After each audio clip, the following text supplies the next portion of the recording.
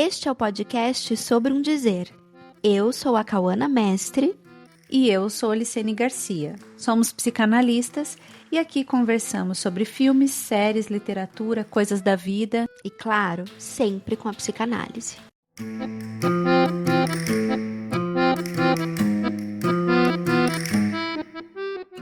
Há alguns anos, um amigo marcou um horário com um psicanalista renomado da cidade. Após algumas sessões, decidiu não seguir o tratamento. Quando perguntei pelo motivo da interrupção, respondeu: é que ele não sabe o que é um iPod. Em um primeiro momento, achei a justificativa insólita, talvez resistência. Passado um bom tempo, acho que essa foi uma das maiores contribuições para minha formação como analista, e veio justamente de alguém que não é da área. Hoje em dia, gosto de pensar que, além do clássico tripé formativo, análise pessoal, supervisão e estudo teórico, há ainda um quarto elemento a ser considerado por todo aquele que pretende exercer a prática clínica: o interesse pela cultura de sua época. Quando eu digo sua época, é isso mesmo. Saber o que se está lendo, ouvindo, assistindo, estar por dentro dos memes das redes sociais, dos tópicos mais falados, das novas tecnologias, enfim, estar imerso no caldo cultural de nossos tempos me parece condição inegociável para podermos clinicar. Se o discurso social organiza os significantes por meio dos quais nomeamos o nosso sofrimento e contamos a nossa história, então não estamos falando apenas sobre estar atualizado, mas também sobre estar atravessado pelas palavras que dão contorno ao padecimento psíquico na contemporaneidade. Claro que é importante que nos ocupemos com o tesouro das gerações passadas, com as obras canônicas. Afinal, essas produções culturais, precisamente por terem se tornado clássicas, dizem muito sobre nós, sobre o que estrutura a condição humana. O clássico explicita o que há de crônico, o que atravessa o cronos, o tempo, na cultura. Entretanto, essencial não ignorarmos o que pulsa como agudo em cada momento histórico, e é aí que entra a inquietação do meu amigo. Afinal, se partirmos do pressuposto lacaniano de que o sujeito é efeito dos significantes que insistem no discurso, então a subjetivação é um processo sempre inacabado e não a cronificação de uma identidade. Ignorar que casamento às cegas talvez diga mais sobre amor nos tempos atuais do que Madame Bovary é uma cegueira clínica, talvez até resistência. Texto de Luciano Matuela, nosso convidado de hoje, que estamos muito felizes em receber. Luciano é psicanalista, membro da POA, e não só nesse texto, mas em várias outras produções, tanto nas redes sociais, é, quanto, né, na produção acadêmica, em livros teóricos, fala muito justamente da importância do psicanalista estar atento ao que é, como ele diz, o caldo cultural do seu tempo. Então, Luciano, para começar aqui a nossa conversa, eu queria que você falasse um pouquinho de como que você se localiza, né? Ou como você se esforça para se localizar justamente nessa fronteira que é ainda de algum modo dar uma consistência para a herança da psicanálise, porque a gente não joga fora o Freud, o Lacan e todos, né, os psicanalistas que nos antecederam e tudo que puderam produzir dentro da sua época. E o que acontece hoje? Como que você se localiza enquanto analista, que eu acho que é um exercício bastante difícil e importante, entre esse crônico e esse agudo que você fala? Em primeiro lugar, quero agradecer bastante pelo convite, Cauana, Licene. Quando a gente passa desse lugar de ouvinte do podcast para alguém que participou do podcast, é uma delícia, né? Então, super obrigado pelo convite, ainda mais um tema que me parece assim, vamos dizer assim, que é um tema da ética da psicanálise, na verdade, né? Acho que antes de tudo é um tema ético esse. Bem como o Lacan falava de ética, né? Como esse posicionamento, usou essa palavra, né, Cauana? Posicionar, localizar, né? O Lacan falava da ética no sentido de como alguém se posiciona, alguém se localiza frente ao real. Ou seja, aquilo que padece de palavras, né? E a gente pode pensar aquilo que padece de palavras para uma determinada época. Acho que acho que esse é um desafio do Traz, Cauana, de como a gente pode herdar um legado e ainda assim permitir que esse legado não fique circunscrito à época em que, por exemplo, uma obra foi escrita ou que uma teoria foi proposta, né?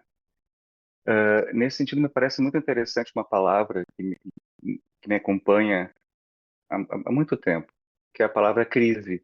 A ideia de que parece que que há uma necessidade ética do psicanalista contemporâneo de, paradoxalmente, colocar a psicanálise em crise, no sentido não de uma crítica de esvaziá-la, mas pelo contrário, porque quando a gente coloca algo em crise, a gente expõe os fundamentos de algo, né? E aí me parece que nesse sentido a gente tem acesso também àquilo que de uma teoria é, digamos, diacrônico referente à sua época, como por exemplo um certo falocentrismo freudiano, burguês ali, né? Mas também, e mais importante ainda, a gente tem acesso àquele núcleo fundamental que é sincrônico, ou seja, isso que é essa potência dos clássicos de sempre ter algo a dizer sobre o tempo em que eles são lidos e relidos e repensados, né? Então, acho que uma primeira aproximação seria pensar dessa forma, de que a gente, que cabe ao psicanalista hoje em dia, colocar a psicanálise em crise no sentido de torná-la, inclusive, permeável aos discursos contemporâneos. Feminismo, as questões raciais, questão das teorias queer, né? De novo, não como uma forma de invalidar, mas pelo contrário, né? De se deixar atravessar novamente pela inspiração freudiana, que era alguém profundamente ocupado e atravessado pelo seu tempo. Eu acho interessante isso que você traz, né? Porque no último encontro a gente conversou com o Gilson Iannini e ele Isso. falava justamente da atemporalidade do Freud, né? Enquanto ele ser esse que é contemporâneo ao próprio tempo que ele estava inserido. E de algum modo, você colocar essa proposição sua, né, de colocar a psicanálise em crise é de um modo também poder deixá-la, né, justamente à altura do tempo que estamos, né, que ela continue sendo contemporânea ao momento que estamos atravessando, assim, né, para que ela continue sendo justamente aí uma ética pela qual a gente possa se orientar, né? É isso, assim, que fica muito evidente quando a gente vai pensar a psicanálise enquanto uma ética e não como uma teoria, né? Uma coisa da ordem do conhecimento, da acumulação de saber. Ela é uma ética que orienta a vida de alguém, né? Não à toa se aprende psicanálise vivendo os conceitos na própria carne, na própria experiência, na própria história, né? Então, de algum modo, manter a psicanálise nesse estatuto de contemporaneidade é isso, né? Poder questioná-la e se perguntar se ela vai, né? Continuando, e de que modo a gente vai se servir dela para ler também a época em que estamos. Ah, concordo plenamente, até porque se a gente for pensar na psicanálise como uma ética e não numa técnica ou numa moral, né? Se a gente for pensar a psicanálise como uma ética, também acho que tem mais algo para adicionar aí, que é o fato de que ela é uma ética do contrafluxo ainda por cima, né? Então, como que a gente pode pensar num movimento de contrafluxo ou de crítica, né? Como que a gente pode pensar essa potência crítica da psicanálise se a gente não leva em consideração o discurso no qual ela está inserida em certo momento histórico, né? Porque Se a gente for pensar lá com o Freud, né? Uma das grandes sacadas de Freud foi ali, e isso muito difícil, porque foi quase um certo parricídio que ele próprio faz, né? Com Charcot, por exemplo. Quando ele propõe uma causalidade sexual para neurose, ou para histeria, mais especificamente, ele está indo não só contra o seu mestre, o Charcot ali, mas ele está indo contra todo um legado da medicina. Ou seja, é um processo de contrafluxo, né? E explicitado pelas histéricas da sua época, né? Que é um pouco aquilo que aquele meu amigo fez nesse trecho que a Cauana leu, né? De que, claro que aparentemente pode ser uma bobagem, mas por que que um psicanalista tem que saber o que é um iPod, o que é casamento às cegas, enfim? Porque nós somos subjetivados pela época que a gente vive, né? Também nós, psicanalistas. Então parece ser um pouco até contrário à inspiração freudiana e lacaniana também, né? A ideia de que a subjetivação ela se dá de uma vez só, como se fosse uma psicologia do desenvolvimento, né? Mas nós estamos o tempo inteiro sendo subjetivados pela cultura e pelas demandas da cultura e se posicionando frente a essas demandas. Então, e com a psicanálise, assim como com algumas outras proposições também, a gente se coloca nesse lugar de contrafluxo. Tentar explicitar, assim como as histéricas faziam lá nos 1900, né? De tentar explicitar onde é que estão os furos nessa excessiva consistência do discurso do mestre, né? Ou para tirar o lacanismo daqui, né? De tentar explicitar onde que o discurso social ele é violento, ele é objetificante, né? Então, me parece meio indissociável, né? Pensar que o psicanalista ele também é de certa forma um crítico cultural, em certa medida, né? Sim. E, e aí é importante isso que você traz, do exemplo do Freud e da psicanálise como esse contrafluxo, porque lembra a gente de que para estar contra fluxo, a gente precisa conhecer o fluxo, né? Então, quando a gente vem como crítico social para mostrar onde o discurso é violento, onde ele se desorganiza, ou onde ele, pelo contrário, organiza, né, uma modalidade de gozo e de sofrimento, a gente precisa conhecer esse discurso, né? Então, eu imagino, por exemplo, como seria é, atender um adolescente, né, que fala, por exemplo, de um vício em algum jogo específico de videogame sem saber do que se trata esse jogo, Sim, né? exatamente. Não, com certeza. É, até porque, assim, essa ideia de conhecer o fluxo também implica saber que a gente não está excluído desse fluxo, né?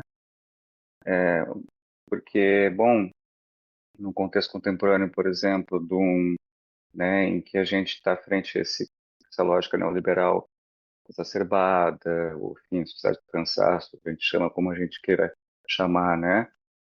A gente também se pega tomado por esse fluxo. Porque para andar no fluxo basta deixar, né?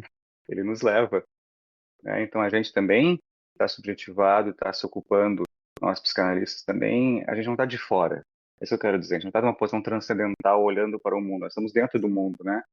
Então acho que é aí que entra essa ideia também do quanto que a análise pessoal faz parte dessa ética, né? Até porque também não acho que a gente tem sempre que ficar numa posição de contraposição. Isso é muito cansativo também, Uhum. né? Sim. A gente, né? Porque senão a gente vai ficar sempre numa posição de ter um gozo de contra o gozo do que é proposto. Mas aí também é Uhum. manter, né, essa lógica de um certo poder supremo, né, que o analista teria de que ele estaria como se fosse de um andar de cima vendo todo o circo pegar fogo, sabe? E não se trata disso, né? Se está inserido no mesmo contexto. Acho que de algum modo, por exemplo, a pandemia mostrou isso para gente, né?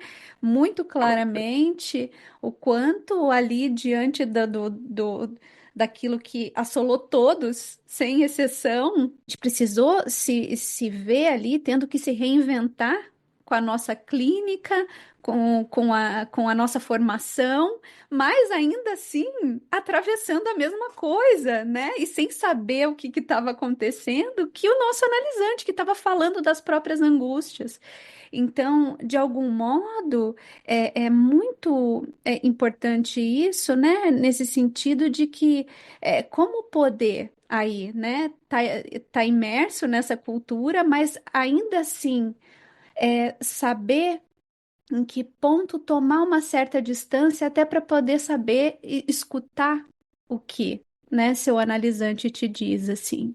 É que eu Acho acho que que essa é a crítica, justamente, é de que de alguns analistas, né? Que o que a gente vê até no nesse livro que você organizou, Luciano, junto com o Vitor, né? Freud hoje, do qual eu participo também com um artigo, uhum, você fala muito disso, né? Desse boom da psicanálise, de como alguns psicanalistas, né, ganharam relevância e alguns começaram a ocupar esse espaço de um modo um pouco desavisado.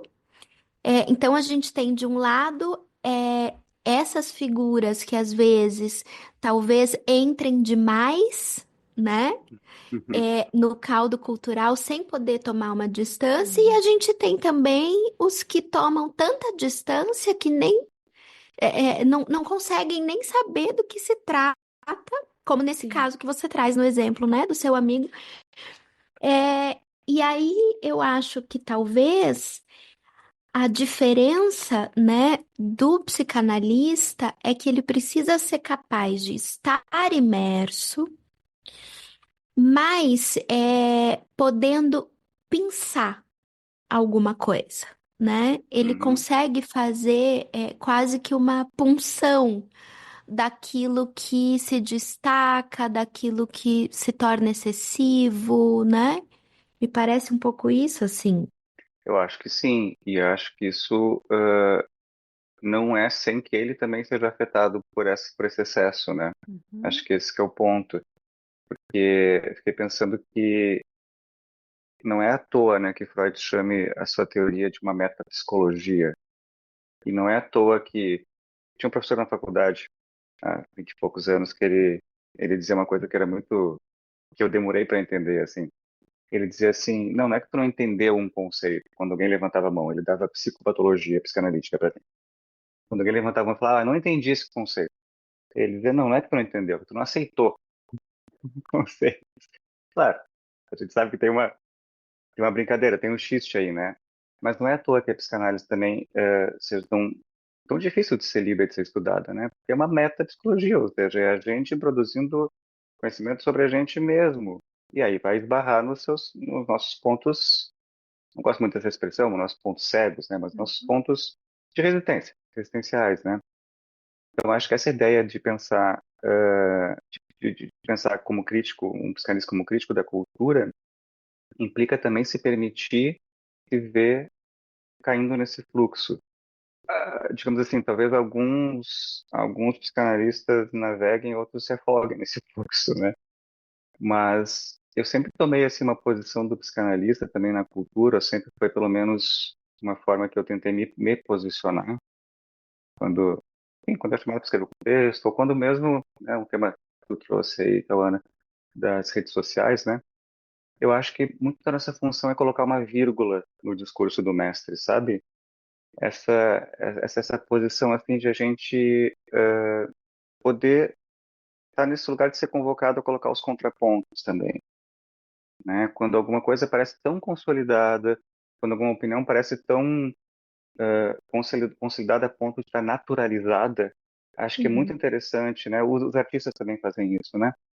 Boa parte deles, de colocar esse isso sim, mas vírgula Uhum. e poder também pensar que esses discursos não são unívocos, não são universais, não são sem seus pontos de fragilidade, sem rachaduras, né?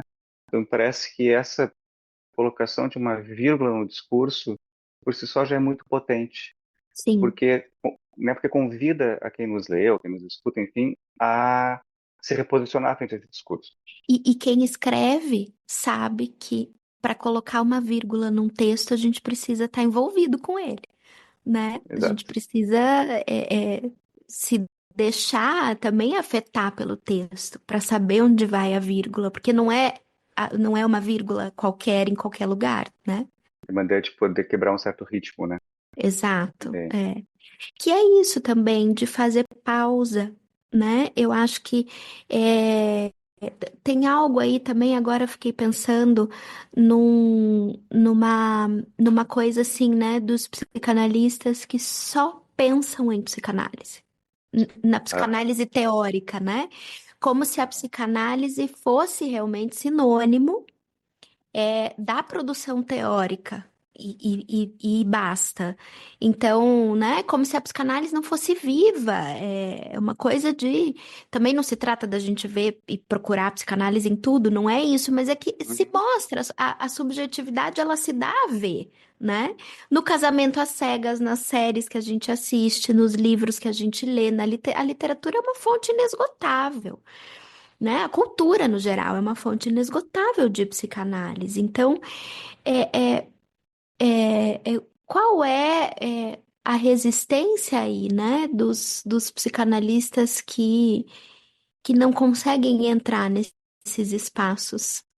Pois é, né? É difícil pensar, mas a minha primeira associação foi com aquela pichação em maio de 68, né? Que os estudantes fizeram lá no, nos muros da Sorbonne, né? Porque o Lacan ainda proferiu seminários lá, né? Aquela pichação que era assim, as estruturas não descem as ruas, né? Ou seja, marcando essa cisão aí entre aquilo que é do campo da praxis política e aquilo que é do campo do teórico e marcando que naquele momento havia uma certa incomunicabilidade entre esses dois campos, né? Uhum. Eu acho que tem a ver aí, Cauana, Licene, eu acho que tem a ver uma certa excessiva preocupação com se fazer psicanálise aplicada, talvez, sabe? O quanto que a gente sempre, e acho que é importante ter esse cuidado mesmo, né? De evitar a psicanálise aplicada no sentido de dessa certa selvageria interpretativa, né? Então, Sim. mas acho mas acho que tem uma forma interessante e até não tão complicada de fugir disso, né?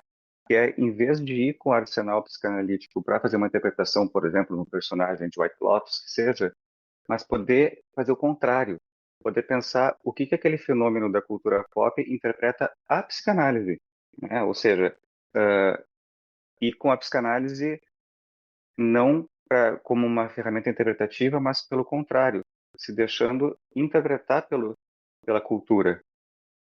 A gente vê muito isso, né? Esse conflito, esse certo atrito aí, essa rusga, por exemplo, com as questões raciais me parecem muito importantes aí, Uhum. né? Quando ao invés de, ao invés de se deixar a psicanálise ser atravessada pelas questões, pelas pautas, né? Por exemplo, raciais, e de repensar a psicanálise, de repensar esse lugar de homem branco, europeu, freudiano, lacaniano, ao invés disso, se faz uso de um certo jargão do tipo o inconsciente não tem cor, ou o sujeito não tem cor, Uhum. como se, né, como se o inconsciente não descesse às ruas, como se o inconsciente não tivesse ele encarnado em um indivíduo, que é um cidadão, que tem cor, tem, que tem gênero, que tem idade, que tem Que se etc. Ou seja, é relaciona com claro o outro, né? E está que se imerso relaciona com o numa outro cultura. que É tá no isso que mundo, chega no consultório, né? Um ser é, falante que está imerso na cultura, que está imerso no laço social e de que modo que ele é afetado por isso, não tem como, né? É muito reducionista reduzir justamente a essa frase, né? O inconsciente não tem cor. sim, e do ponto de vista argumentativo é uma falácia, né? Porque tu está usando um pressuposto teórico como se ele fosse suficiente para justificar todos os casos. E aí repete justamente aquilo, né, que os estudantes criticavam, porque o inconsciente desce sim as ruas, né? Não é uma coisa transcendental, enfim, ele está aí no dia a dia, né? Tanto que Freud escreve lá uma psicopatologia da vida cotidiana. Ele não, ele não é um filósofo transcendental, ele é alguém que está falando do dia a dia, com certeza. E especialmente acho que é importante esse sublinhado que tu faz, Licene, de, bom, na relação com o outro, com os seres sociais, com os seres que a gente ocupa lugares específicos na cultura, com seus privilégios, seus preconceitos e tudo mais, né? Que é disso que a Também gente enquanto sofre, espírito. né? É dos laços. Então, de Claro, algum modo, como não escutar isso? Como reduzir, é. né, as coisas? Você fecha, não tem espaço para escutar nada aí. E eu acho que aí é interessante, por exemplo, pensar justamente como, né, o cinema e toda essa produção, né, hoje que a gente vê assim de séries e tudo mais de algum modo, saem um pouco, né, pelo menos é assim que eu vejo, de procurar, né, sempre um lado bom, um lado ruim, um mocinho e um bandido, e hoje se investe muito mais, por exemplo, no White Lotus, na complexidade que são as relações humanas.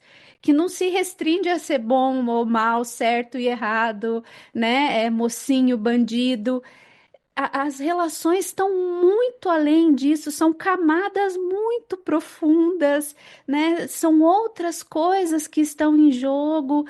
Por isso que, de algum modo, eu acho que algumas séries como essa, sei lá, né? Ruptura, Adolescência, White Uhum. Lotus, aponta e traz justamente à discussão essa complexidade que são os laços sociais, que é se relacionar com o outro. E as dicotomias são sempre um tanto quanto ingênuas, né? Acho que isso é bem importante o que tu marca, assim, de como é importante essas produções culturais que trabalham com as ambivalências também, né? Você pode amar e odiar, você pode querer e não querer, desejar e não desejar, né? Porque tem isso, esse resgate da complexidade, né? Até se a gente for pensar assim, o quanto que também essas posições tão binárias, tão dicotômicas, também elas excluem que a gente falava lá no começo dessa dimensão da crítica e da crise, na medida em que, por exemplo, em que a gente diz algo tipo, porque os cognitivos comportamentais, eles trabalham com uma ideia de um sujeito muito automatizado, parará, então eles jogam a favor do discurso de mestria. Ok, sim, mas talvez isso nos impeça de perguntar o quanto que nós, psicanalistas, também podemos cair, para usar a metáfora que a gente estava usando, nesse fluxo, só que supostamente imunes a isso, porque afinal somos psicanalistas, né? Então Uhum. fica o mal lá do lado de fora, e isso automaticamente me coloca no lado do bom. Uhum. Isso não existe, né? Ou seja, a gente elimina a complexidade. Então, de poder pensar também esse lugar do analista como alguém que também pode vir a reproduzir um discurso violento, por exemplo, né? Quando não se leva em conta questões raciais, questões de gênero, enfim, no, no singular e no privado da clínica, né? Com cada análise que a gente conduz. Quando a gente não está reproduzindo uma certa violência sem saber que está fazendo isso, né? É, eu fiz mestrado em literatura e me deparei é, com uma binaridade assim interessante, que é conhecida já da academia, né? Mas que para mim foi um pouco assustadora, assim, que é a alta e a baixa literatura. E Uhum, eu trabalhei com a Helena Ferrante, uma uhum, escritora que ou é amada ou é destituída, né? E que por vários acadêmicos é considerada como baixa literatura, literatura popular, né? Literatura de best-seller e tal.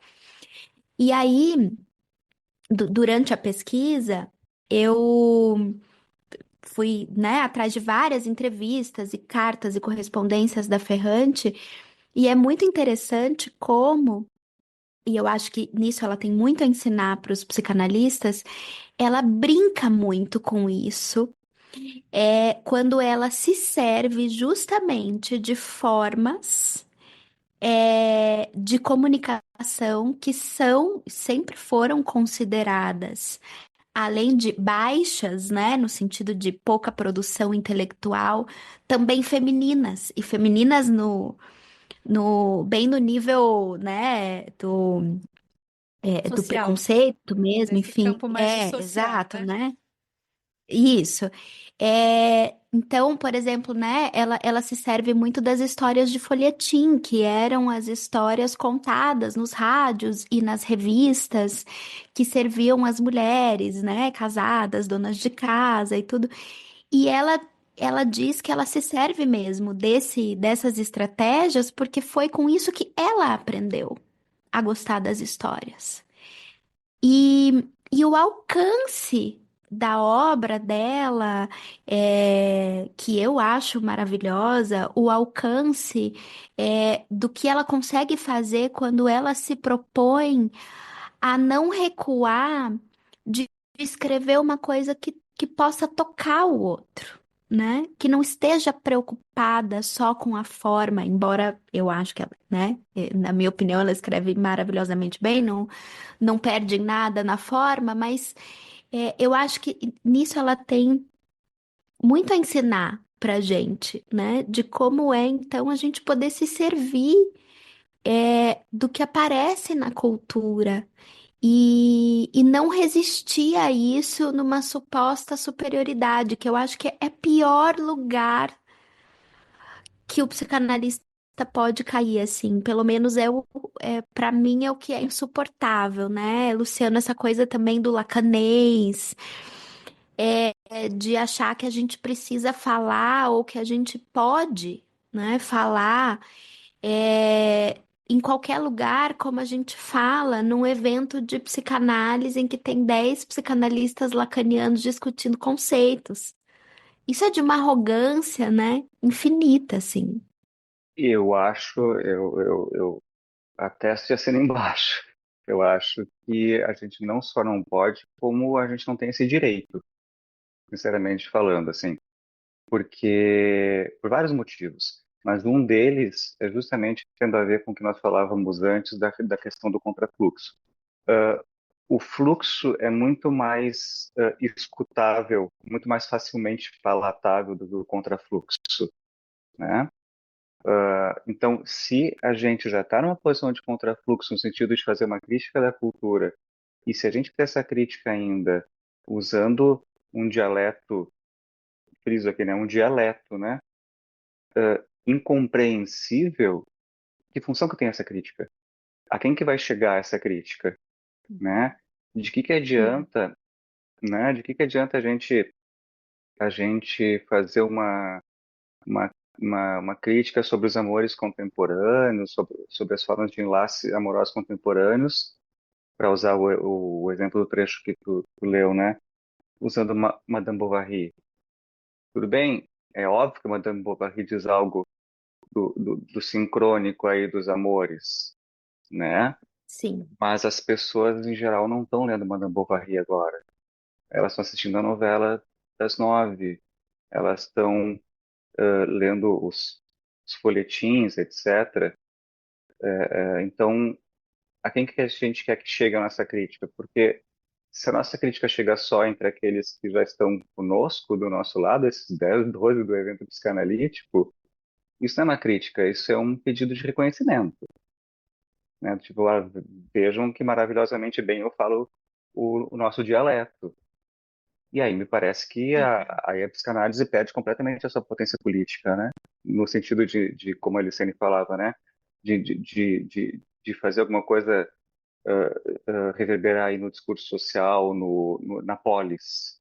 E é interessante o exemplo que tu traz da Helena Ferrante, porque quando alguém tenta, quando alguém busca colocá-la como não, então como alta literatura, aí tem sempre aquele, mas é que talvez seja um homem que escreva com o pseudônimo da Helena Sim, Ferrante, né? É exato. incrível como isso insiste e se repete, né? E ela fala de Nápoles, né? Ela fala da vida cotidiana ali de Nápoles. Ela está falando de algo que todos nós podemos nos identificar. Não, é muito interessante. Saiu agora um filme novo do Paolo Sorrentino, que é um diretor italiano que eu adoro. Sou muito fã das produções dele, que é o Partenope, né? E mas o que é legal observar é assim, é, o, o tema é muito parecido com o tema sobre o qual a Ferrante escreve. Nápoles, a complexidade da subjetividade humana, o feminino, né, Uhum. as formas é, é, de, de atravessamento, né, do feminino, o luto, as dores, a violência, tudo. Mas ele é muito celebrado, né, na Itália, e ela não. Claro. Então tem algo, né? E aí, claro, a gente entra numa discussão bastante localizada também, que tem a ver com a própria, né, cultura italiana e tudo, mas tem algo meio universal nisso, né? Que é reconhecer naquela forma estética que sustenta talvez uma certa ilusão de refinamento, sabe? Uma coisa que parece mais intelectual, assim, mas fala da mesma coisa. Então, tudo isso para dizer que a gente tem uma mania de entender cultura como produção intelectual, né?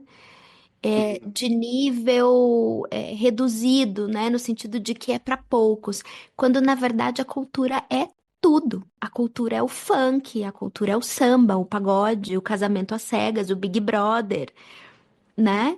Então, acho que esse é o cuidado que a gente precisa ter, assim, também.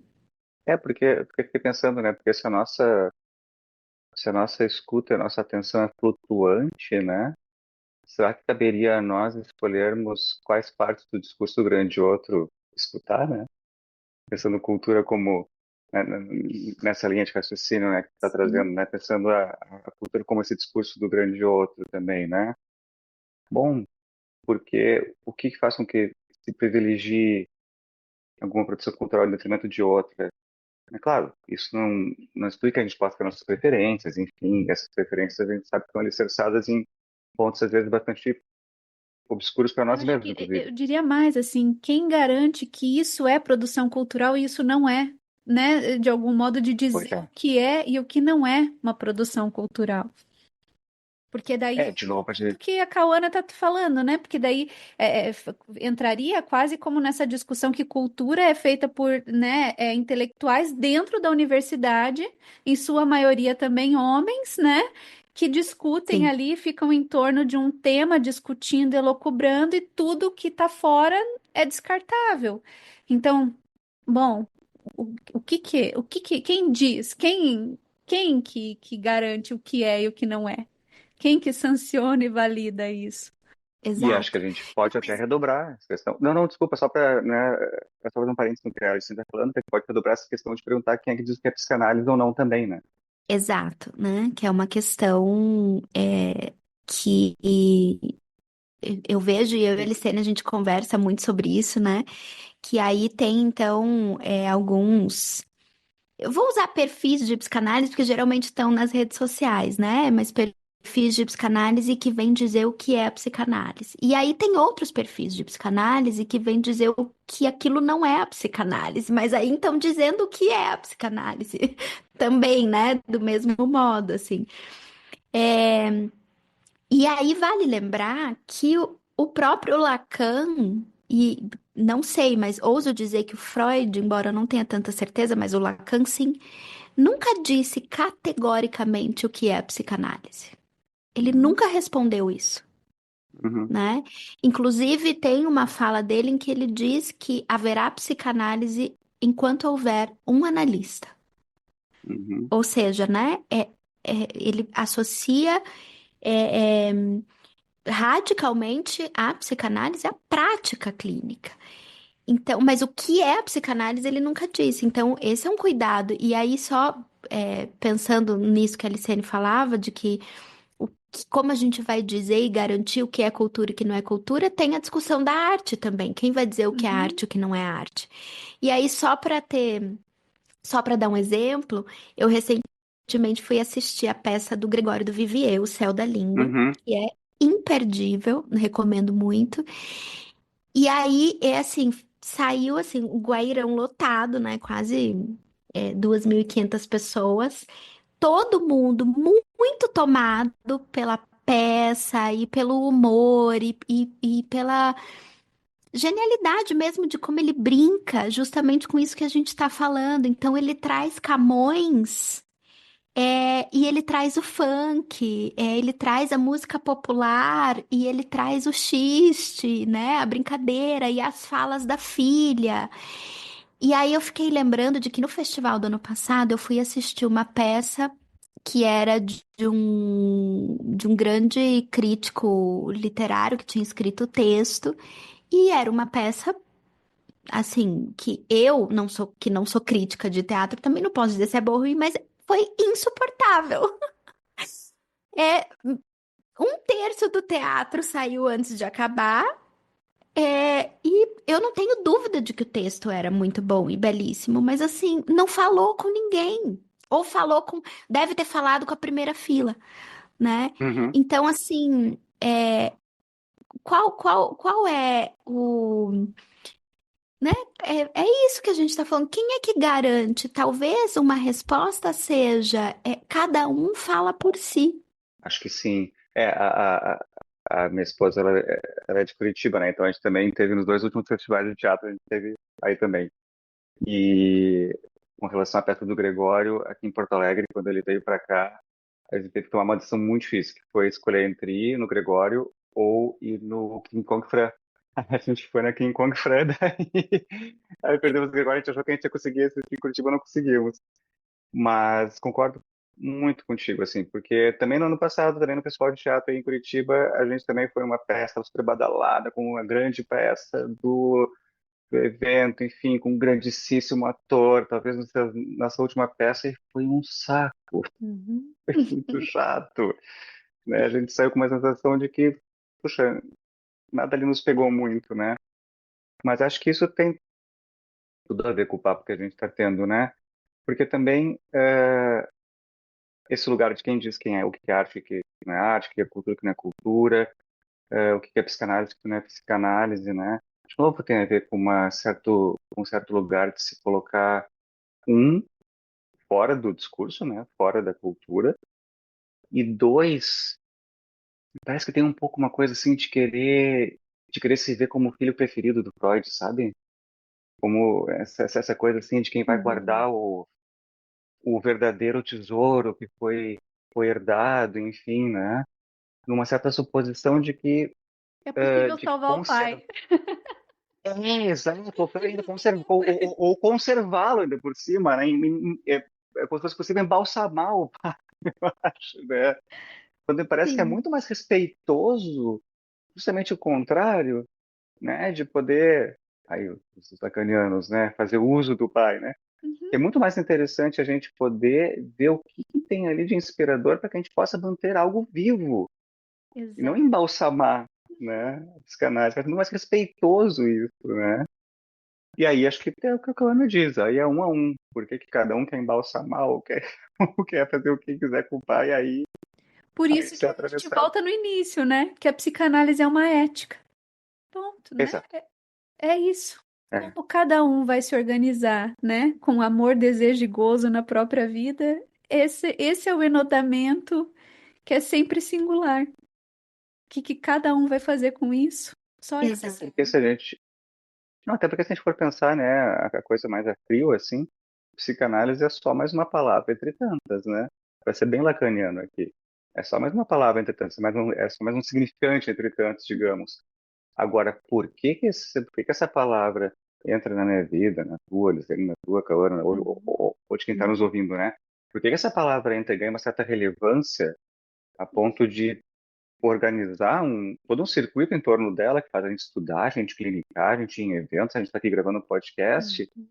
Isso aí tem a ver com esse encontro dessa palavra com a história singular de cada um, né? Exato. Então, formação em psicanálise tem a ver com isso também, né? Por que que essa palavra, entre tantas outras, poderiam ter ganhado uma relevância maior? Por que que essa ganhou? Uhum. Né? Por que que essa ficou tão investida, né? Então, é bem isso, é uma ética. Luciano, para a gente encerrar esse papo que não dá vontade de encerrar, né? Mas a gente precisa. Indica pra gente uma das coisas aí do caldo cultural que você viu, escutou, assistiu nos últimos tempos e que você acha, né, que te tocou, assim. Ah, eu gosto de usar psicanálise como desculpa para assistir coisa ruim.